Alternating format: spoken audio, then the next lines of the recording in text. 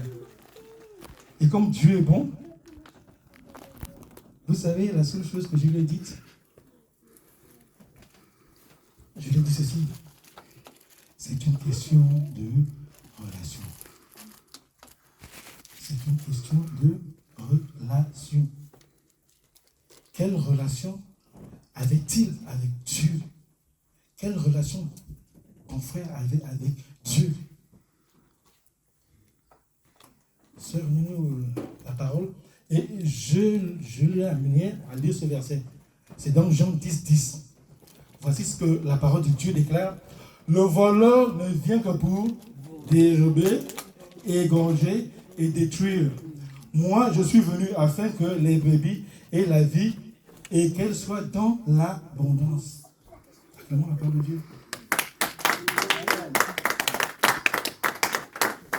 Donc, pour cette femme, elle était consciente, elle était convaincue que Dieu est pour quelque chose sur la mort de son frère. Mais la parole dit non. Il y a quelqu'un qu'on appelle le voleur, qui n'est rien d'autre que le diable. Il a une mission atroce à l'égard des humains. Celle de voler la santé, celle de voler le mariage, de voler ta paix, de voler tes finances, de voler tes enfants, de voler ta stabilité. C'est ça son rôle. Et je crois que même beaucoup de chrétiens ont cette vision de Dieu, avec ce Dieu qui accepte ou ce Dieu qui nous envoie des situations difficiles, des situations de maladie pour nous enseigner. Non, bien-aimé. Dieu ne va jamais utiliser la maladie pour t'enseigner. Ça, c'est l'œuvre du diable. Et il y a quelque chose de merveilleux que je lui ai fait ressortir. Regardez ce qu'il est écrit. Moi, je suis venu afin que les brebis aient la vie et qu'elles soient dans l'abondance. Allô? Mais vous ne voyez pas une relation là? Pour que tu sois sous la protection, pour que tu sois protégé, pour que tu sois pris en charge, il faut qu'il y ait une relation de brebis et berger. Alléluia. Il faut qu'il y ait une relation de brebis et berger. Et c'est quoi la relation de brebis et berger? Mais c'est une relation de dépendance totale de la brebis à l'égard du berger. Maintenant, est-ce que son frère avait une relation de berger, de brebis à berger? Alléluia. Bien aimé, il est important, il est fondamental pour nous de mettre en place cette relation. Il est important, c'est pourquoi je dis que c'est une question de relation. C'est une question de relation entre Dieu et l'humain. Le plan parfait de Dieu n'a jamais été que l'humain meure. Alléluia. Donc nous devons reconsidérer notre relation avec notre Dieu. Il a dit, moi je suis le berger. Ça veut dire quoi? En tant que berger, je sais ce qui est bon, non seulement pour ta nourriture, je sais ce qui est bon pour ton breuvage, je sais ce qui est bon pour tes divertissements. Quand le berger sort, c'est le berger qui sort les brebis et il veille sur tout le troupeau. Il sait le nombre de brebis qu'il a. Alléluia. Donc ce matin, le Seigneur veut avoir une relation intime, une relation fusionnelle, une relation basée, ou une relation qui est similaire à celle qu'il avait avec le Père. Alléluia. Quoi? Donne-moi. Une relation similaire. Parce que Jésus disait, celui qui m'a vu a vu le Père. Donc ils étaient unis, le Père, le Fils, le Saint-Esprit. Et Jésus veut ce genre de relation, veut ce genre de contact avec lui. Dieu n'a pas besoin des chrétiens indépendants. Dans la relation avec Dieu, il n'y a pas de démocratie. C'est quoi la démocratie? Ok, aujourd'hui, je peux prier parce que je ressens le besoin. Demain, ok, non, tout va bien, j'ai pas envie de prier. Non. C'est une relation de dépendance totale à notre Dieu, dépendance totale à notre Seigneur Jésus. Et je bénis le Seigneur parce que le Seigneur est en train de faire grâce à cette soeur-là. Mardi encore, on a prié pour elle ici à l'église. Je sais que Dieu est merveilleux. Si le Seigneur a permis que je puisse l'annoncer l'évangile, ça veut dire que le Seigneur va faire quelque chose dans sa vie et j'ai la conviction que ça sera un témoignage pour la gloire de Dieu. Acclamons le Seigneur. Amen. Amen. Amen. Donc là, je rentre maintenant dans mon message de ce matin. Alléluia. Le message de ce matin n'est rien d'autre que la manne céleste. Alléluia. La manne céleste. La manne. Qu'est-ce que c'est la manne? Alléluia. En hébreu, le mot manne veut dire manu, qui veut dire rien d'autre. Qu'est-ce que c'est? Qu'est-ce que c'est? Alléluia. Et je bénis Dieu parce que le peuple de Dieu, les Israélites, se sont retrouvés à poser Moïse cette question. Mais qu'est-ce que c'est que cette manne qui est tombée du ciel? Alléluia. Qu'est-ce que c'est? Ils ont demandé à Moïse, Moïse, qu'est-ce que c'est? Qu'est-ce que c'est? Mais Moïse a dit, mais vous avez demandé du pain, n'est-ce pas? Ça, c'est le pain tombé du ciel. Alléluia. Amen. Ce matin, tu vas recevoir ta part d'homère, parce que la parole de Dieu déclare que chacun prenait un homère. C'est vrai qu'il y en a d'autres qui en prenaient deux, d'autres en prenaient trois, d'autres en prenaient même quatre. Mais cela dépendait des besoins de tout un chacun. Donc ce matin, en fonction de tes besoins, ce matin, en fonction de ta situation, tu vas recevoir soit un homère, soit deux homères, soit quatre homères, mais cela dépend simplement de ta situation ce matin. Alléluia. Amen. Nous allons aller dans la parole de Dieu. Exode 16. Je vais lire du verset 11 au verset 18. L'Éternel, s'adressant à Moïse, dit: j'ai entendu les murmures des enfants d'Israël. Dis-leur, entre les deux soirs, vous mangerez de la viande, et au matin, vous vous rassasierez de pain, et vous saurez que je suis l'Éternel, votre Dieu. Le soir, il survint des cailles qui couvrent le camp, et au matin, il y eut une couche rosée autour du camp. Quand cette rosée fut dissipée, il y avait à la surface du désert quelque chose de menu comme des grains, quelque chose de menu comme de la gelée blanche sur la terre. Alléluia. Retenez ce mot, gelée blanche sur la terre. Alléluia. On continue. Les enfants d'Israël regardèrent et ils se dirent l'un à l'autre: qu'est-ce que cela? Car ils ne savaient pas ce que c'était. Moïse leur dit: c'est le pain que l'Éternel vous donne pour nourriture. Voici ce que l'Éternel a ordonné: que chacun de vous en ramasse ce qu'il faut pour sa nourriture, un homère par tête, suivant le nombre de vos personnes. Chacun en prendra pour ceux qui sont dans sa tente. Les Israélites firent ainsi, et ils en ramassèrent, les uns plus, les autres moins.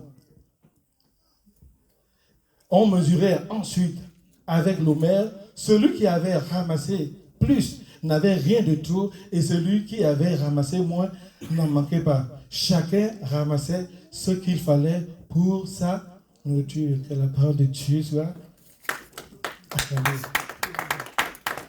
Alléluia. N'est-ce pas merveilleux? Dieu a décidé de nourrir son peuple d'une manière comment? Surnaturelle. Alléluia. Ils avaient l'habitude de manger des choses, ils avaient l'habitude d'avoir une certaine alimentation, mais à un moment donné, l'alimentation qu'ils avaient, si je peux dire, en fait, faisait partie de leur vie passée en Égypte. En fait, ils avaient d'une manière perpétuelle la vie et les mets qu'ils mangeaient à l'Égypte. C'est bien que, arrivés au désert, ils ont commencé à murmurer. Mais Dieu, dans sa bonté, Dieu, dans son amour, qu'est-ce qu'il a dit à son serviteur Moïse? Ok, je vais les nourrir. Alléluia. Je vais leur faire tomber la nourriture du ciel. Alléluia. Donc Dieu a commencé à répandre la manne. Et au jour d'aujourd'hui, il faut juste simplement que tu comprennes que cette manne-là n'est rien d'autre que la parole de Dieu. Amen. La parole de Dieu que le Seigneur libère. 1, pour nourrir ton âme. 2, pour emmener ton esprit à grandir spirituellement. Alléluia. Mais par rapport à cette manne, il y avait certaines règles. Alléluia. Il y avait certaines règles que Dieu avait dit à Moïse. Et j'aime bien ces règles parce que c'est des révélations. Alléluia. Alléluia. Amen. Nous allons voir la forme. Quelle forme avait la manne? Mais le verset 31. Verset 31. Exode 6, verset 31. Alléluia. Vous allez voir. La maison d'Israël donna à cette nourriture le nom de manne. Elle ressemblait à des graines de coriandre. Elles étaient blanches et avaient un goût tout comme du miel. Alléluia.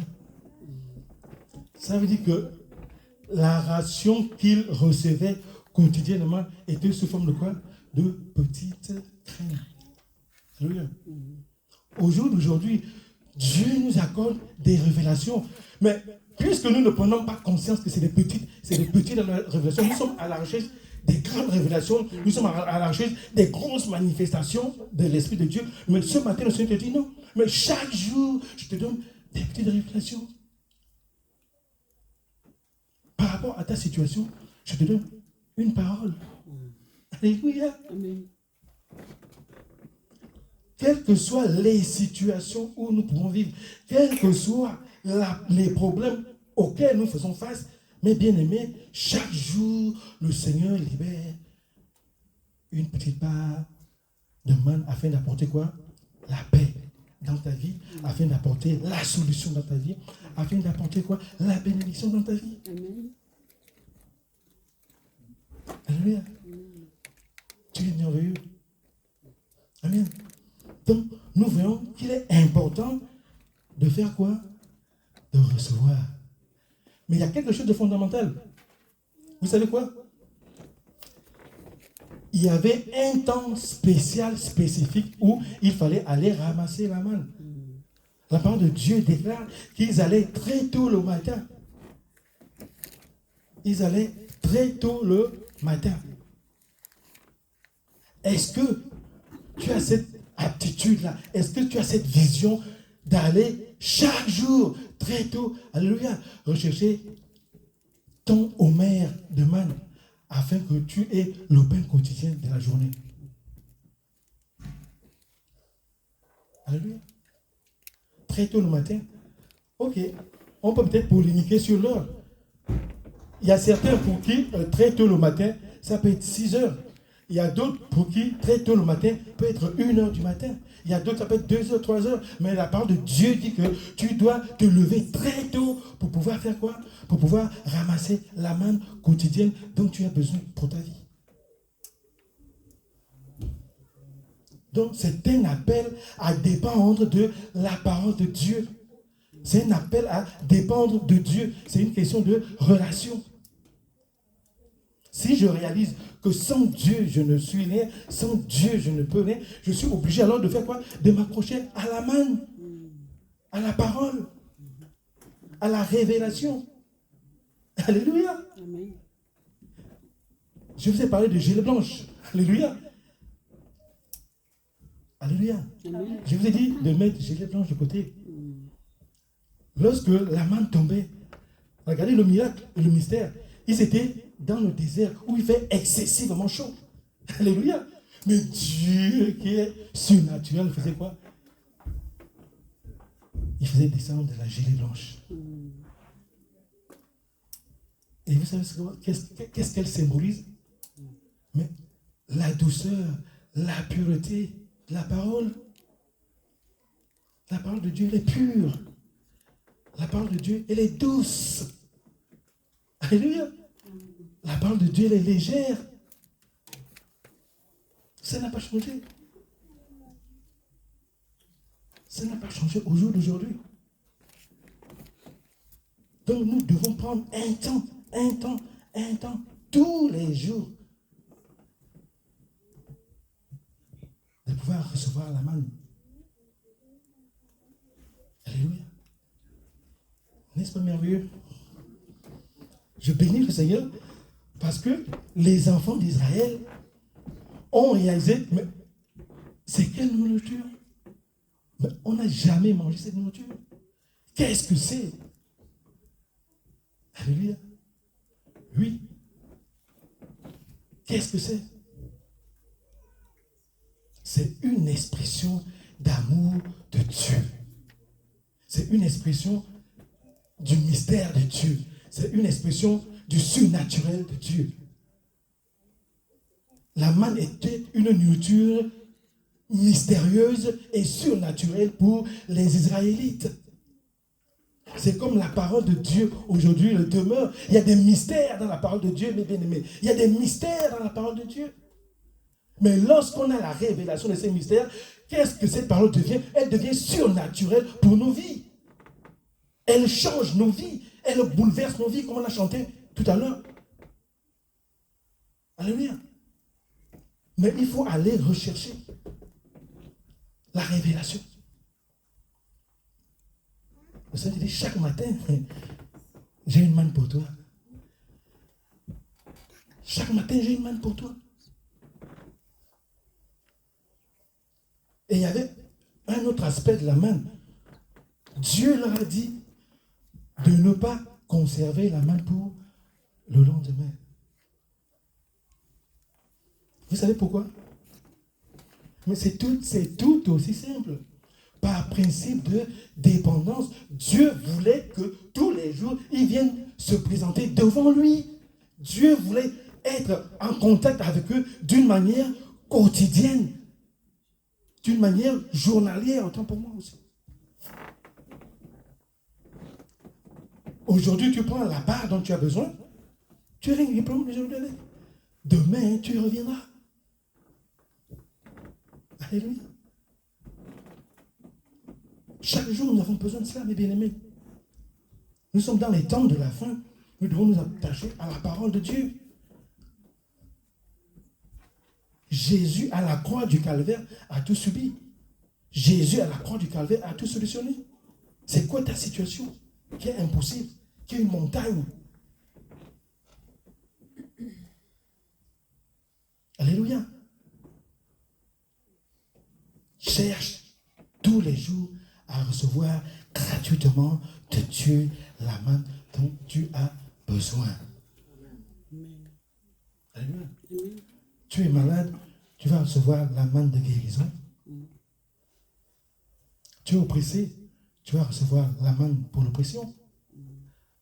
Regardez un peu, Jésus, alléluia, face aux personnes qui étaient sous l'emprise, excusez-moi, à un aveugle, Jésus n'a jamais donné du pain.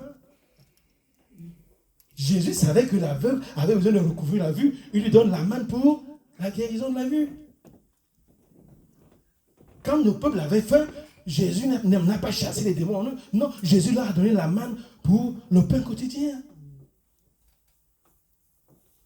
Quand le démon de Gadara est venu avec tous ces démons, alléluia, Jésus ne l'a pas béni. Jésus a chassé, il a donné la manne pour libérer sa santé.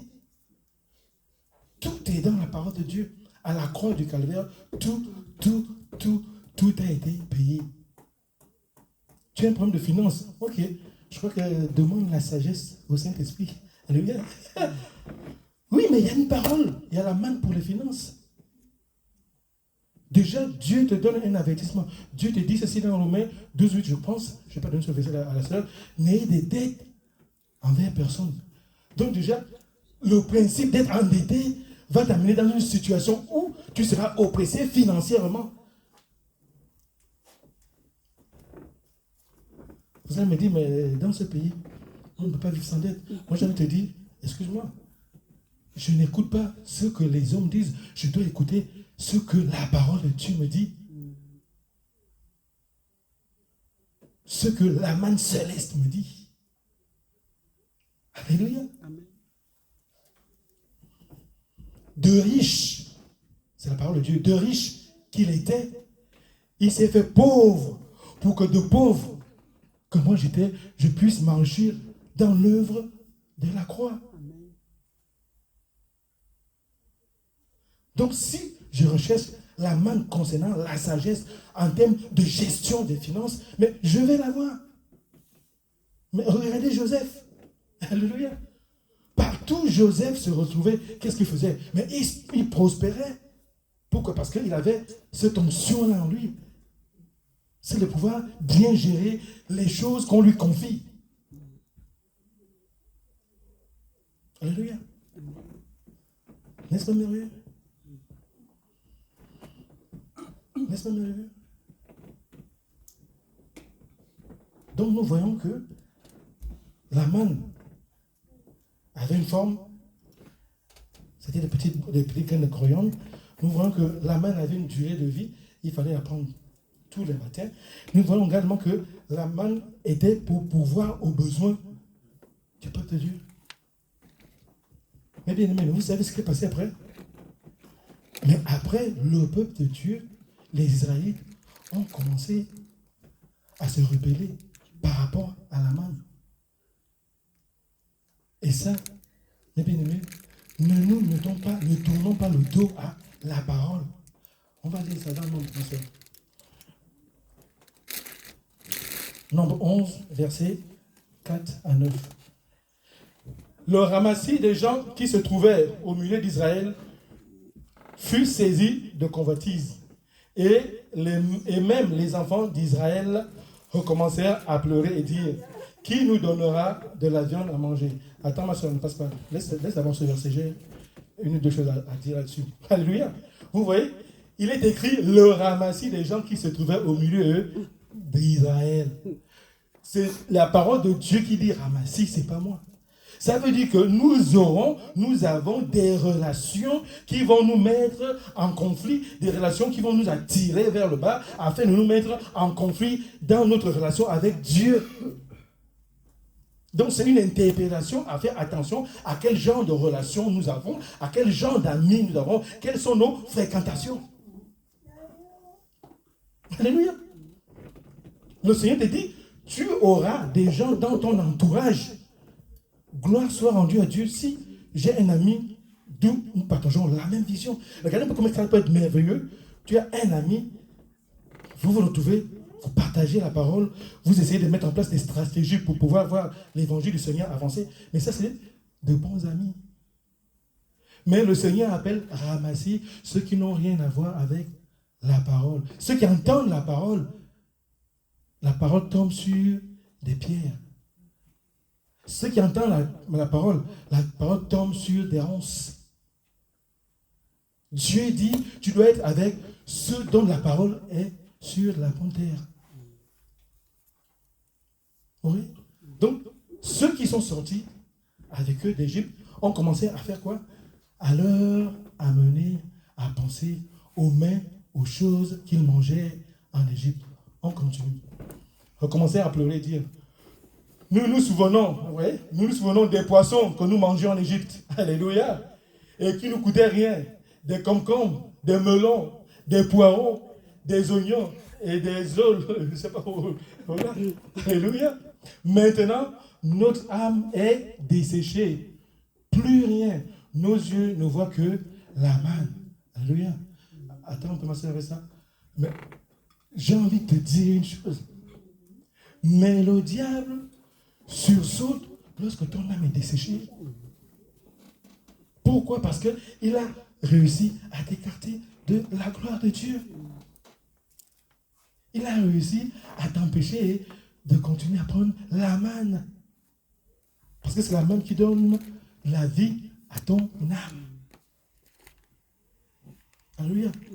Et ils osent dire, nos yeux ne voient que la parole. Mes bien-aimés, Donc, ils ne voulaient plus marcher selon la révélation de la parole. Et c'est ce qui nous arrive au jour d'aujourd'hui. Nous devenons des chrétiens qui n'ouvrent la Bible que le dimanche. Alléluia. Mais de lundi à samedi. Lundi à samedi. Tu as refusé la main de lundi. Tu as refusé celle de mardi. Jeudi, vendredi, samedi. Mais non, bien-aimé. Tu as tourné le dos à la manne. C'est ce qu'ils sont en train de faire. Tourner le dos à la parole de Dieu. Tourner le dos à la grâce de Dieu dans leur vie. Tourner le dos au surnaturel dans leur vie. Continuons. La manne ressemblait à la graine de coriandre et avait l'apparence du bélium. Vous vous rappelez également, je vous ai dit de tenir la couleur. Au départ, la manne était comment? Elle était blanche. Alléluia. Et maintenant, la manne a fait quoi? Elle a jauni. Alléluia. On continue. Le peuple se dispersait pour le ramasser. Il la broyait avec des meules ou la pilait dans un mortier. Il la cuisait au pot et en faisait des gâteaux. Elle avait le goût d'un gâteau à l'huile. Vous voyez, lorsque l'homme tourne le dos à Dieu, lorsque l'homme tourne le dos à la parole de Dieu, qu'est-ce qu'il fait? Mais il va se chercher une foule de docteurs. Il va se chercher une foule de prophètes. Il va se chercher une foule d'enseignants. C'est ce que cette parole dit. Au début, est-ce qu'ils avaient besoin de piler? Est-ce qu'ils avaient besoin d'écraser? Est-ce qu'ils avaient besoin d'eux? Ils ont décidé qu'à partir de maintenant, ok, nous-mêmes, on va essayer de mettre notre intelligence à contribution pour que cette manne-là ait un autre goût. Alléluia. Or qu'à la base, la manne était comment? Doux comme le miel. C'est ça la parole de Dieu. Le livre de vie. Alléluia. Doux comme le miel. Maintenant, il y a le goût de quoi? De l'huile. Pourquoi? L'association de l'homme et la recherche de ses désirs. La recherche de ses besoins. La recherche à subvenir à ses besoins. N'est-ce pas merveilleux, bien-aimé? Vous avez quelque chose de gratuit. Vous avez quelque chose dont vous ne nécessitez pratiquement pas d'effort. Mais vous décidez, alléluia, de dire non, maintenant, on peut être comme Dieu, on va faire comme Dieu, on va essayer de trouver des solutions. Je continue. Quand la rosée descendait la nuit sur le camp, la manne y descendait aussi. Acclamez la parole. Oui. Il y a une révélation particulière là-dessus. Regardez, le Seigneur dit comment? Quand la rosée descendait la nuit sur le camp, la manne y descendait aussi. Ça veut dire que lorsque les rebelles qui se sont rebellés à la parole dormaient, lorsque ces disputeurs dormaient, lorsque ces opposants à la grâce dormaient, mais le Seigneur continue à descendre la grâce. Alléluia. Il n'a pas tenu compte de leurs paroles. Il n'a pas tenu compte de leur égarement. Il a continué quoi? À faire descendre la manne, bien-aimée. C'est ça l'amour de Dieu. Dieu nous aime d'une manière inconsidérée. Dieu veut pourvoir à nos besoins. Dieu veut établir son trône dans nos vies. Ne te dis pas, je suis trop pécheur. Ne te dis pas non. Ah non, non. Là, je pense que ce péché-là, Dieu ne peut pas me pardonner. Comme je l'ai toujours dit, là où le péché abonde, vous avez vu comme la grâce a surabondé. Et pourtant, notre Dieu aurait pu arrêter de faire tomber la manne, n'est-ce pas? Mais pendant qu'ils dormaient, il n'a plus vu leur comportement, il n'a plus vu leur murmure, il n'a plus vu ou entendu leurs paroles. Il s'est dit, c'est mon peuple, le peuple auquel j'ai choisi. Je les ai fait sortir d'Égypte et je me suis engagé à les bénir. Je continue à les bénir. Acclamons la parole de Dieu.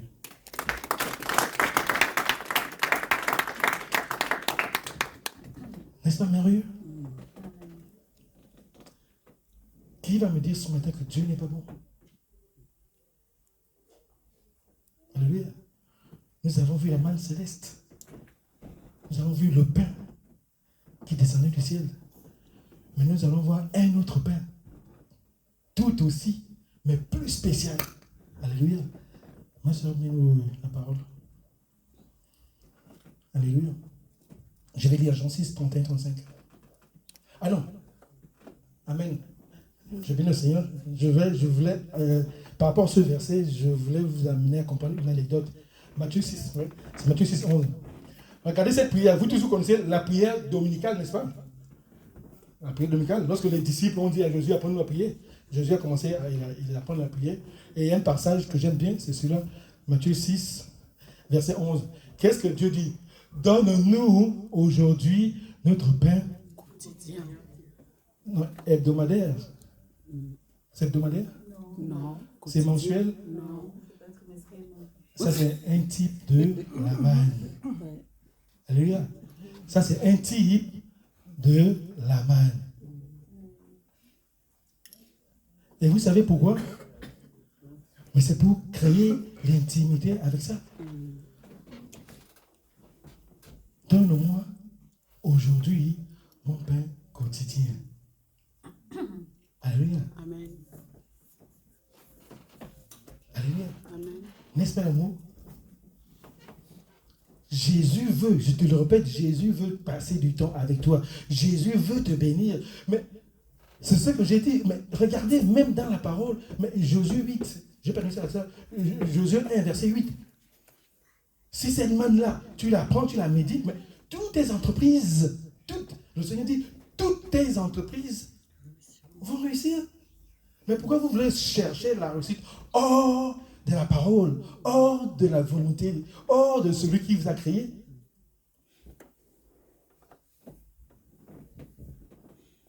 Et je suis sûr d'une chose. Nous, les chrétiens, nous ne lisons pas beaucoup la parole de Dieu. Alléluia. Nous, les chrétiens, nous ne lisons pas beaucoup la parole de Dieu. Et c'est là notre problème. C'est là où le voleur vient voler. C'est là où le voleur vient égorger. C'est là où le voleur vient détruire. Alléluia. Si seulement on était studieux à la parole, mais nos vies sont changées. Nos vies sont bouleversées. Moi, je ne sais pas quel aspect social que la parole de Dieu ne peut pas résoudre ou n'a pas résolu. On va commencer tout simple. Le mariage, c'est Dieu qui dit, ok, il n'est pas bon que l'homme soit seul. Donc, aux yeux de Dieu, tu dois te marier. Le travail, ok, Dieu dit, bon, puisque tu as péché maintenant, il faut que tu travailles pour manger le pain. Donc, c'est la suite ton fond. La santé, ok, excuse-moi, le Seigneur dit, j'ai été flagellé, mon corps a été mis à lambeaux. Pourquoi? Pour que tu aies la guérison. La prospérité. Mais Jésus dit, je veux que tu prospères et sois en bonne santé, comme prospère l'état de ton âme. Je vous ai dit ça la dernière fois, que nous oublions de faire ce qu'on appelle, comment je peux appeler ça, des prières, bon, je vais essayer de caricaturer, c'est-à-dire que nous, dans la prière, nous ne faisons pas ce qu'on appelle la prévention. C'est-à-dire qu'on attend d'être malade pour commencer à prier là où on est malade. On ne peut pas prier en amont pour dire, Seigneur, voilà, déverse sur moi la santé divine parce que tu dis que tu veux que je prospère et sois en bonne santé. Maintenant, je proclame la bonne santé dans mon âme, la bonne santé dans mon esprit, afin que cette bonne santé se matérialise dans ma chair. C'est ça de la prévention.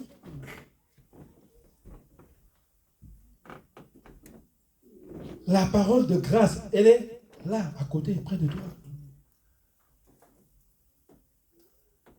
Je vous ai donné le pouvoir d'appeler à l'existence des choses qui n'existent pas.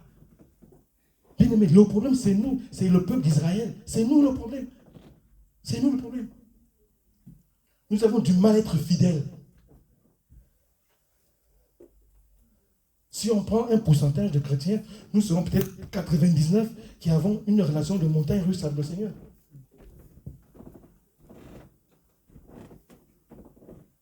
Mais tel n'est pas le cas. Alléluia. Dieu veut une relation de dépendance totale. Chaque jour, demande-lui la manne quotidienne. Chaque jour, demande-lui le pain quotidien. C'est la parole. C'est la parole. C'est la parole. C'est tout aussi simple que ça. Chaque jour, demande-lui le pain quotidien. Et le pain quotidien ne veut pas dire forcément le manger, non. C'est-à-dire que chaque situation de ta vie où tu sens que l'ennemi est en train de prendre du terrain, c'est une situation auquel tu dois demander que le Seigneur vienne impacter sa vie. Alléluia. Moi, c'est la parole. Donc, vous voyez, hein? On est, bon, Matthieu, je pense, non, Matthieu. Non, mais d'abord Jean 6. Jean 6, d'abord. En fait, je lui ai donné des versets dans les notes chronologiques avec l'esprit. Bon, on est à gauche, on est à droite. Alléluia. Bon, ça c'est Jésus. Jean 6, verset 33 à... Non, 31. Comment ça fait 31 31 à 35. Je lis la parole de Dieu. C'est Jésus. Alléluia. J'adore Jésus. Nos pères ont mangé la manne dans le désert. Selon ce qui est écrit, il leur donna le pain du ciel à manger. Alléluia. Jésus leur dit, j'adore Jésus. En vérité, mais bien aimé, quand le Seigneur le dit en vérité, en fait c'est une vérité systémique, une vérité immuable. C'est-à-dire qu'il n'y a pas d'ombre de variation dans ça. En vérité, alléluia, je vous le dis, Moïse ne vous a pas donné le pain du ciel.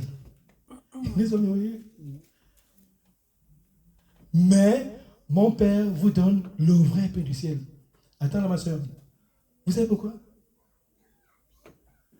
Moïse leur a donné un pain qui avait pour des besoins naturels. Mais Jésus dit, moi qui suis le vrai pain qui vient du ciel, je suis d'abord là pour résoudre les problèmes de ton âme, les problèmes de ton esprit, les problèmes de ton salut. En fait, c'est ce qui est plus important à ta vie. Ce n'est pas le manger qui est important, non, c'est l'éternité qui est importante. Donc le pain que Moïse vous a donné, vous a quand même amené à mourir. Mais moi, le pain que je vous donne, alléluia, c'est le pain qui va t'accorder la vie. N'est-ce pas merveilleux? N'est-ce pas merveilleux? Jésus, j'adore Jésus. J'aime Jésus. C'est un Dieu de révélation. Ça dit que les pharisiens qui étaient là ne comprenaient rien. Attends, donc tu veux dire que tu es plus fort que Moïse, qui a fait tomber la manne du ciel? Jésus dit, mais cette manne-là, ce n'est rien. Et la preuve, ils sont tous morts. Ce ne sont pas tous qui sont dans le terre canois. Donc ils ont quand même mangé du pain qui vient du ciel, mais ils sont morts. Mais le pain que Jésus te donne, alléluia, le pain qu'il te donne, te permet d'avoir quoi? La vie éternelle. On continue, ma soeur. Car le pain de Dieu, c'est celui qui descend du ciel et qui donne la vie au monde. Alléluia. Ils lui dirent, Seigneur, donne-nous toujours de ce pain. Alléluia. J'adore la parole. Jésus leur dit, je suis le pain de vie. Celui qui vient à moi n'aurait jamais faim, et celui qui croit en moi n'aurait jamais soif. Ce pain-là maintenant a, comment je peux dire, une fonction double. Alléluia. Ce pain a une fonction double. N'est-ce pas merveilleux? Ça, c'est la différence. Jésus résout tes besoins naturels, matériels, et il résout aussi tes besoins spirituels. Et c'est ce pain-là que nous avons. Alléluia. Celui qui vient à moi n'aurait plus faim. Et celui qui croit en moi n'aurait plus soif. Ça veut dire quoi? À un moment donné, il faut bien que tu manges de ce pain. À un moment donné, il est quand même temps que tu boives de ce breuvage. La parole. Tout est dans la parole. Tout est dans la parole. Alléluia. Donc, je vais à Matthieu 6, ma soeur Mel, Matthieu 6, là, je vais vous montrer un autre type de la manne. Voici ce que le Seigneur dit. Cherchez premièrement le royaume et la justice de Dieu, et toutes ces choses vous seront données par-dessus. Ne vous inquiétez donc pas du lendemain, car le lendemain aura soin de lui-même. À chaque jour suffit sa peine. Ça, c'est la manne. Le Seigneur dit, cherche la manne dont tu as besoin pour ce jour, afin de t'amener à quoi? Avoir la révélation sur le royaume de Dieu, avoir la révélation sur la justice de Dieu. Et vertu-toi à te nourrir de la parole qui va t'amener à avoir la révélation sur la justice de Dieu. Vous voyez, le Seigneur place les choses dans l'ordre. Le spirituel d'abord, prends chaque jour la manne qui va te permettre, mes bien-aimés, de comprendre le salut, de comprendre l'espérance, de comprendre la vie éternelle. C'est ce dont on a besoin. Et le reste, mais c'est donné. Et j'aime bien ce que David avait dit. David a dit, il était jeune, il a vieilli. Il n'a jamais vu un juste. Un juste, c'est quoi? C'est quelqu'un qui s'attache à la parole. Il n'a jamais vu un juste abandonné, ni son fils mendier du pain. À cause de quoi? À cause de la fidélité de la relation avec Dieu. À cause de la fidélité avec la relation avec notre Seigneur Jésus. Alléluia. Et on va aller rapidement. Jean 4, 2. J'aime bien cette parole. Alléluia. Voici ce que le Seigneur dit dans le livre de Jean 14, versets 2 à 3. J'ai lu la parole de Dieu. Il y a plusieurs demeures dans la maison de mon Père. Si cela n'était pas, je vous l'aurais dit. Je vais vous préparer une place. Et lorsque je m'en serai allé et que je vous aurai préparé une place, je reviendrai et je vous prendrai avec moi, afin que là où je suis, vous y soyez. Acclamons la parole de Dieu.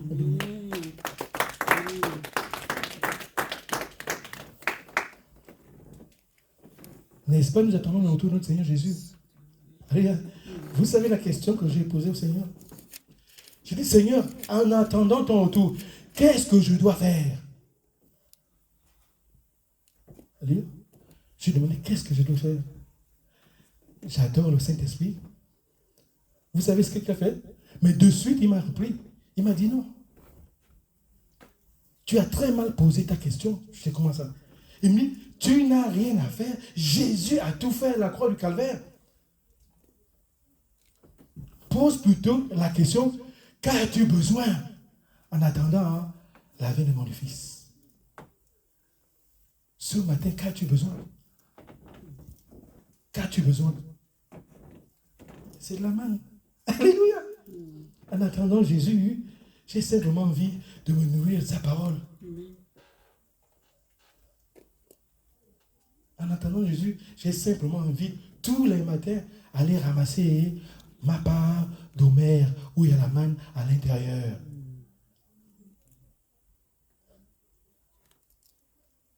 Et Jésus a dit un truc important.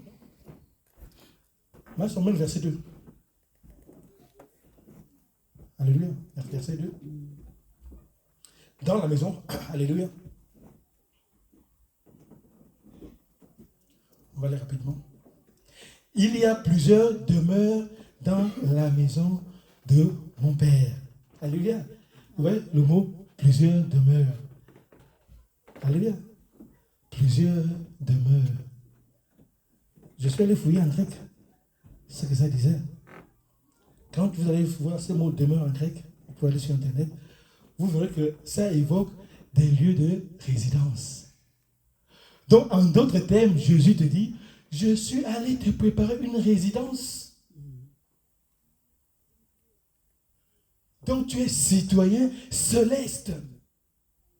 Ta patrie est dans les cieux. Pourquoi tu t'affectionnes aux choses de la terre? Pourquoi tu t'accapares aux choses de la terre? Pourquoi tu donnes du temps aux choses de la terre? Pourquoi tu utilises le temps d'une manière inconsidérée à vouloir résoudre les problèmes qui concernent la terre? À César, ce qui est à César, la terre est à César. Jésus est allé te préparer une résidence céleste. Alléluia. Et il dit ceci, dans la maison de mon Père. Alléluia. Jésus a dit quoi? Celui qui m'a vu a vu le Père. Ça veut dire que la seule personne la mieux placée pour te parler de la maison du Père, c'est Jésus. Pourquoi? Parce qu'il connaît l'état des lieux. Alléluia. Il en est le propriétaire. Nous sommes contents de visiter, avoir des nouveaux appartements, de nouvelles maisons achetées. Mais notre vraie habitation, elle est céleste. Tu dois t'investir dans la parole pour ne pas rater cela. Tout ce qui est palpable, la parole de Dieu dit que ça va disparaître. Donc Jésus, conscient de la relation qu'il a avec le Père, conscient de la relation qu'il a avec le Saint-Esprit, te dit, si cela n'était pas, c'est-à-dire que c'est encore un engagement de sa part. Est-ce que vous voyez un peu toutes ces révélations? Mais Jésus nous donne la certitude que il y a des résidences là-haut, que de deux, il t'a été préparé une résidence. Et toi, qu'est-ce que tu fais derrière? Alléluia. Que fais-tu derrière?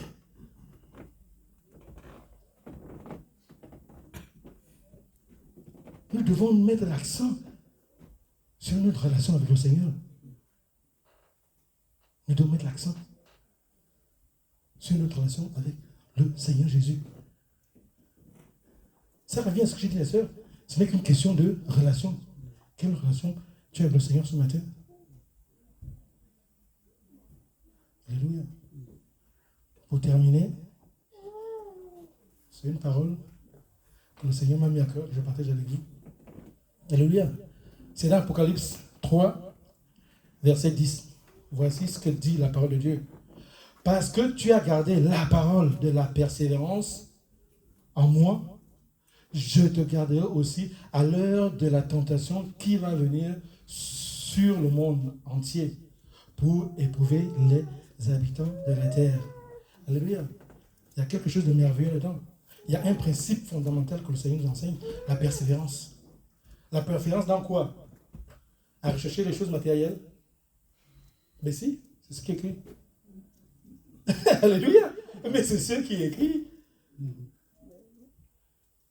Le Seigneur dit, si tu persévères dans la parole, il y a une promesse.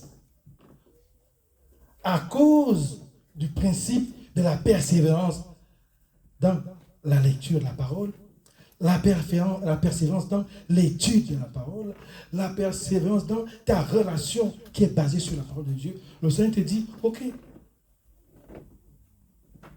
l'heure viendra où il va y avoir des tempêtes dans ta vie, où il va y avoir des montagnes dans ta vie, où il va y avoir des vallées dans ta vie.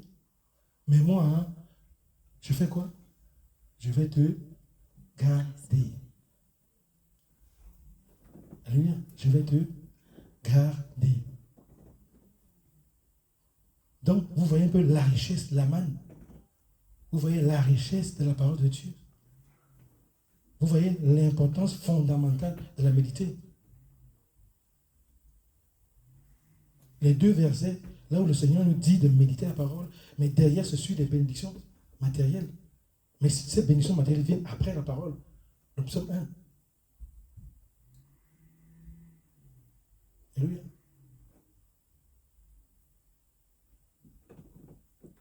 Donc, je crois que Dieu nous aime, Dieu est amour, et Dieu sûrement a répondu ce matin à ta situation. Dieu a répondu ce matin, alléluia, à ton problème. La solution à ton problème, c'est ça. La manne. Alléluia. Acclamons pour la parole de Dieu.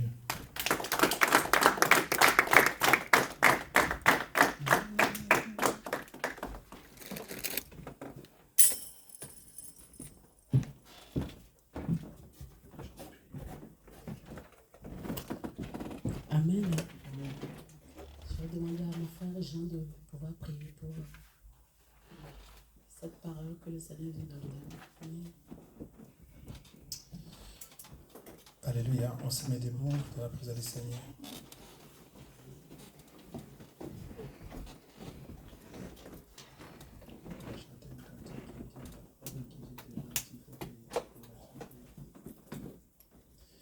La parole que Dieu t'a donnée, s'il vous plaît.